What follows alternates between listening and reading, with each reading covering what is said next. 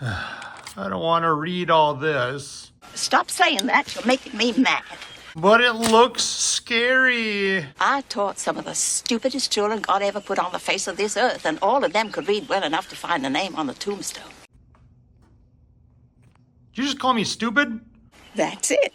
Go on now. Hello, my name is Nick. This is my Low Buck YouTube channel I like to call Sunday Driver Rides. Thank you for joining me. It is appreciated. Today, kind of a bittersweet day. I just got back from an auction. Actually, the auction where I used to work at. Yeah, kind of a bummer. But I got some cool stuff. The Tahoe's loaded. A lot of books. A lot of books. Some of you might be going, what are you doing? I just, it's history. I don't want to let that just go in the garbage, So I bought a bunch of books. And some other things. When I get home, I'll go over some things and show you what I got. All right, back home. Here's what we got. Got another engine hoist. This is actually for Dad. It's kind of nice. He'll have one, and then I've got my own in the garage. So I'm gonna ship it back and forth. I also got a transmission jack.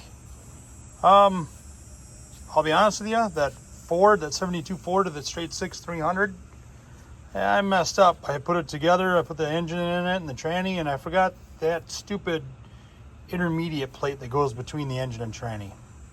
So I gotta pull the tranny back out and put it in. Yay. So I figured instead of doing it on the jack or getting creative with an engine hoist, I would actually pony up a little bit of money and get a transmission jack. Then I got a book rack like you'd see at auto parts stores or parts areas. Now you're wondering, well, Nick, you got a book rack. You got books? Yeah, I got books. And now I got even more books. Yeah. I might have gone a little crazy behind the books. Oh, let's unload all of these and see what we got. Yeah, I got a lot. All right, it's a few days later. I have all these books now. And I put up that book rack over there. Sorry, my finger in the way doesn't help. But I've still got a ton of books, and I've still got a ton of stuff on the floor. So, let's fix that. With that, I spent a little bit of money, got some racking. Let's set that bad boy up.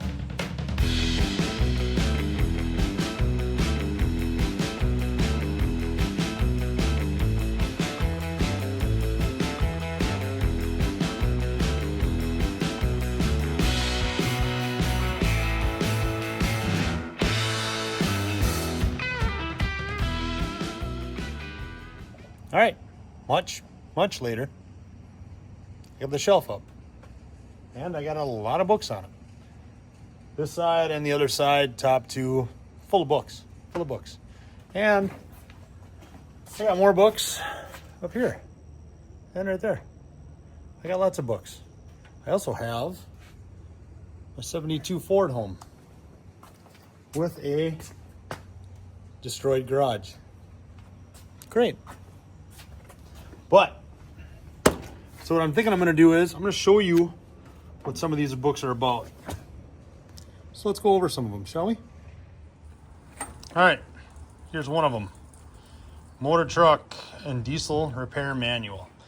Motors back in the day, did them for cars and for trucks. Since this is a truck, that's what this is. So, let's look up the specs on this bad boy, huh? Let's see... 72 to 73 Ford 758. So let's find 758. There we go. Ford Index, service operations, blah, blah, blah. Now we'll just focus on engine. Now, this thing, it's kind of nice they show you this. Typical Ford truck rating plate. Now if you look here, engine. It's the fourth letter over, it's a G. Okay, well, in this it's G. But that tells you what engine it is. So if I go to the model index, application, let's see if I can find it. Nope, right here. So mine is a 72. So here we go. Engine specification, okay? Engine code on truck for 72. Mine originally came with a 360, so the mine was a Y. Now, you can tell that's a straight 6. It's not a V8 360. So a 6-cylinder, if it was a 6-cylinder, it would have been B. Now, let's just see what this thing made power-wise. If it was a 360 and Y, it came with, where am I here? Boy, I'm not doing a good job at this, am I? 196 horsepower and 291 foot-pound of torque at 2,400 RPM. But now the 6-cylinder that I have in here, this is actually a 78 engine. I remember reading off the tag on it. Let's just see what it is. 165 at 294 foot-pounds at 2,000 RPMs. So if I had a 360, 291 to, where'd it go? 294. This straight 6 has more foot-pounds of torque by 3 foot-pounds, not by a lot, than that 360 did. If there was a, if this was a 72 model, which it's a 78, but still, isn't that crazy? The 6-cylinder has more torque than the V8, and at a lower RPM. As it was, I believe it was 2,000 RPM versus 2,400 RPM. Isn't that crazy? But this is just one example why these books are so valuable. Don't throw away these books. People see these books and they go, it's just old stuff. Yeah, but just because you're not into it doesn't mean that someone else isn't. Please, I've seen people go, when I was working at the machine shop I was working at, we were all scared that these books were just going to get thrown away. I just couldn't see them get thrown away. These things are awesome. Also, these things, I mean, look at, they go over the axles. They don't just do engines. Look at differentials, transmissions. Look at the Spicer transmission, more Spicer stuff. Look at it all. Clutches, fuel pumps, starters. Look at the exploded view of it. I mean, how nice is that? This thing is just, this is how you found out about stuff back in the day.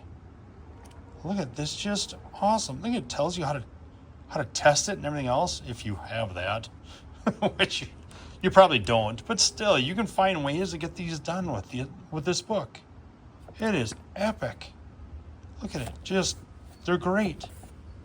And they cover more than Ford trucks, the Chevys, farm tractors, the Olivers, Perkins. This is the truck side of it, so you can see Cummins, Cat, Mack, Jeep, International, GMC. Look at it all. Of course, the Ford, like we talked about, Doge, Diamond REO. Diamond Rio, that's sick. Corvairs are in here too. I suppose the Corvair had some trucks. The Chevy Love, And of course, it's only going to cover the years of the book covers. So, but it's so... Disc brakes. Look at that. It covers everything. Well, not everything, but it covers a lot. Now, just for fun, let's just see what they offered for engines back in 1972 for the Fords. Now, this are all the engines, I think, like even heavy trucks. Possibly like, the V8 534, I didn't even know, I've never even heard of that engine. The 477, 401, 391, 390, we all know about 390s. 361, 360, 330, that doesn't even ring a bell. 302 we all know, 300, 240 and the 170s. I thought those were like car engines, those straight 6 ones. But let's look at some of the horsepower. Let's go for the big guns right away. What is that 534 putting out? 266 horsepower. That's it. Whoa, 481 foot-pounds of torque. Stock. 4-barrel carb. Whoa, that's a big bore. 4.5-inch bore. That's huge. Let's see what else. Let's say a 390. What was a 390 back then? 390 of the 2-barrel. 391 had a 4-barrel though. Well, let's see. Look at the horsepower difference. 201, 235 over 35 horse, or over 30 horse. A lot more torque too. That's like, what, 60 more horse roughly? Maybe a little less. Sorry for the jiggly camera, but look at that. That is cool. It gives you compression ratios too. What was the compression ratio in that 534? 7.5. Boy, that's low. That's low. What about for the 360 that would have been in here? 8? 8 is on the higher side. Well, 8.3. Oh, that's 1973. That's getting up. But that's cool. What other fun things can we find? Look at tune-up specs. Tune-up specs. 72. Spark plug gap. Point gap. Dwell angle, all that fun stuff. Timing. Firing order. Look at that, even valve lash. Look at that, valve specs. So if you want to rebuild engines, man, these are the books to get. And I'm rebuilding engines. Distributor specifications, even though I just went over some. More distributor, a lot of distributor. Ring, camshaft bearing, look at that.